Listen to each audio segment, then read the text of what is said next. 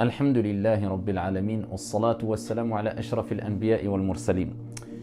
À quoi consiste le jeûne du mois du Ramadan? Alors beaucoup de personnes pensent que le mois du Ramadan, c'est le mois où on s'abstient de toute nourriture tout au long de la journée, de l'Fajr jusqu'au coucher du soleil, tout au long du mois. Et ça, c'est une compréhension erronée, complètement fausse, bien au contraire. Pendant le mois du Ramadan, tu dois te nourrir beaucoup plus qu'en dehors du mois du Ramadan. Mais de quelle nourriture on parle? On parle de la nourriture spirituelle, la nourriture de l'âme, tout au long de la journée et même après le coucher du soleil, mais particulièrement tout au long de la journée, et cela pendant une période d'un mois approximativement. Alors tout au long de l'année, on nourrit bien sûr son âme de manière spirituelle, avec la nourriture spirituelle, mais tu ne pourras jamais la nourrir aussi longtemps et comme pendant le mois du Ramadan. C'est pour cela qu'il est important de comprendre cette sagesse du mois du Ramadan. C'est la nourriture, mais ce n'est pas nourrir ton corps, c'est nourrir ton âme. Et c'est le mois qui te permettra d'éduquer ton âme comme tu ne pourras pas l'éduquer en dehors du mois du Ramadan. Et c'est le mois qui te permettra de nourrir ton âme comme tu ne pourras pas la nourrir en dehors du mois du Ramadan. C'est le mois de l'entraînement, c'est le mois de l'éducation. C'est ce mois-là où tu vas éduquer ton âme. C'est ce mois-là où tu vas pouvoir entraîner ton âme afin qu'elle te soit bénéfique, afin qu'elle te soit un soutien tout au long de l'année et pas un poids, afin que tu deviennes celui qui la maîtrise et pas l'esclave de ton âme. Donc le mois du Ramadan, c'est un mois qui, Allah tabaraka wa ta'ala, à travers ce mois-là, t'éduque. Car Allah, notre Seigneur, c'est Ar-Rabb. Et il est appelé Ar-Rabb aussi parce que c'est Al-Murabbi, c'est l'éducateur.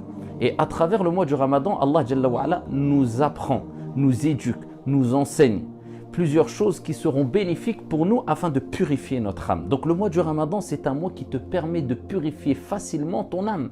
Et si tu ne purifies pas ton âme pendant le mois du Ramadan, tu auras énormément de mal à purifier ton âme en dehors du Ramadan. Tout en sachant que l'âme, c'est ce qu'il y a de plus important. Car l'âme est éternelle. Quand la personne va quitter ce bas monde, eh bien l'âme ne mourra pas. Allah Jalla wa Ala dit dans le Coran, Kullu nafsin dha'iqatul maut. Chaque âme goûtera à la mort. Et il n'a pas dit chaque âme mourra, mais goûtera. Parce qu'elle va passer d'une étape à une autre étape. Elle va goûter à la mort, mais elle va continuer son cheminement dans l'au-delà. Et c'est cette âme-là qui te permettra de gagner le paradis éternellement, insha'Allah ta'ala. Qad aflaha man zakkaha. Allah Jalla wa Ala dit, et certes a réussi celui qui l'a purifié. Et c'est cette âme-là qui quelquefois te pousse à désobéir à Dieu, à faire du mal aux gens, à faire du mal autour de toi, à délaisser les prières, etc. C'est cette âme instigatrice au mal. Et c'est cette âme-là, l'âme bonne, qui te pousse ici à faire tes prières à l'heure, à faire du bien autour de toi, à obéir à ton Seigneur, tabaraka wa ta'ala, etc. Donc ici, afin d'atteindre le degré de la bonne âme, l'âme qui va être purifiée, il faut fournir beaucoup d'efforts, il faut l'éduquer, il faut la dresser quelque part. Et pendant le mois du Ramadan, Dieu te permet de la dresser. À titre d'exemple, nous avons As-Sahur. As-Sahur, c'est le repas que nous prenons le matin, avant Al-Fajr. Le prophète alayhi salatu wassalam nous a recommandé fermement et fortement ici de ne jamais rater As-Sahur. Le repas qu'on prend juste avant d'entamer la journée de jeûne. Pourquoi il nous l'a recommandé fortement, le prophète alayhi salatu wassalam? C'est dans l'intention de manger beaucoup afin de ne pas avoir faim dans la journée. Au bout d'une heure, 2 heures, de toute manière, tu vas digérer, tu auras faim. Ce n'est pas ça. Il te rappelle à travers As-Sahur qu'Allah tabaraka wa ta'ala veut éduquer notre âme, veut nous éduquer. C'est pour ça qu'il nous motive en nous disant et nous rappelant que le Sahur, le repas qu'on prend le matin, un repas à surtout pas à ne surtout pas manquer, eh bien c'est une bénédiction, c'est un repas spirituel avant d'être un repas du corps. C'est un repas de l'âme avant d'être un repas du corps.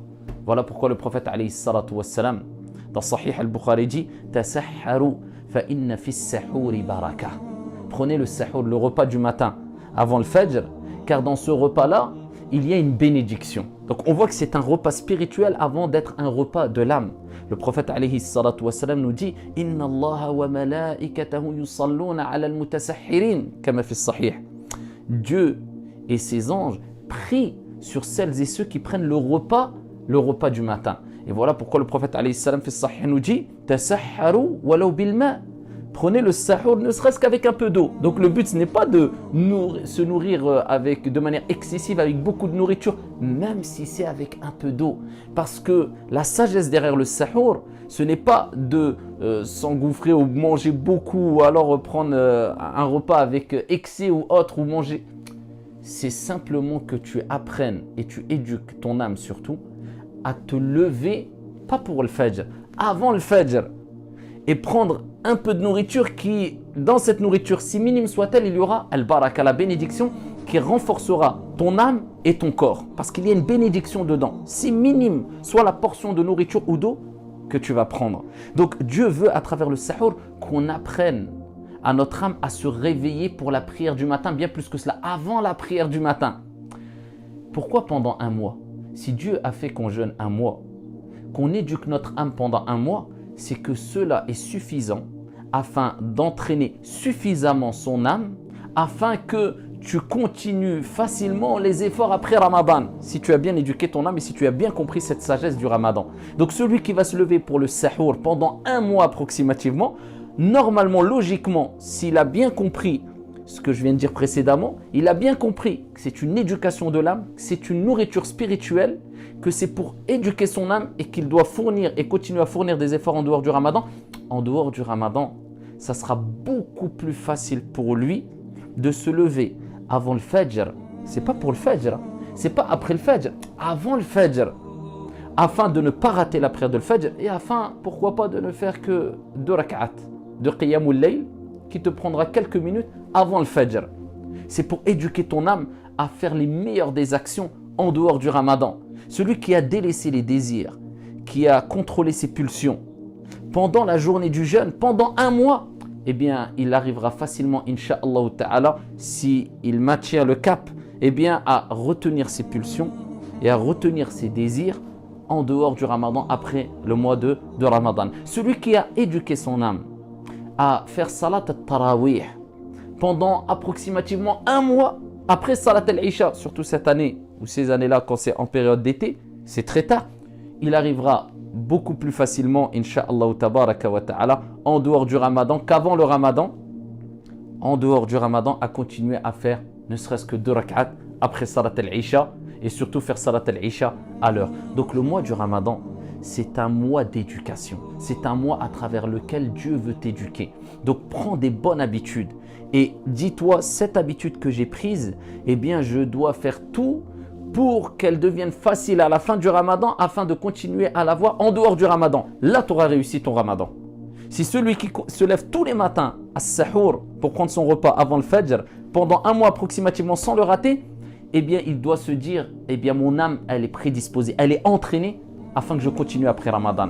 Celui qui a fait beaucoup d'efforts pendant Ramadan, il doit continuer ses efforts en dehors du Ramadan en se disant, ça y est, mon âme, elle a été éduquée, elle a été entraînée, donc je peux vraiment continuer à faire mes efforts en dehors de Ramadan. C'est ça vraiment le mois du Ramadan. Si tu as compris cela, eh bien à toi de mettre un programme régulier, si minime soit-il, afin d'éduquer ton âme et afin de poursuivre ses efforts en dehors et au-delà du mois de Ramadan. Qu'Allah tabaraka wa ta'ala accepte notre jeûne, fasse de notre jeûne ici une réforme pour nos âmes et qu'Allah Jalla wa Ala nous accorde régularité et constance pendant le mois de Ramadan et en dehors du mois de Ramadan. Wallahu a'lam, walhamdulillahi rabbil alamin.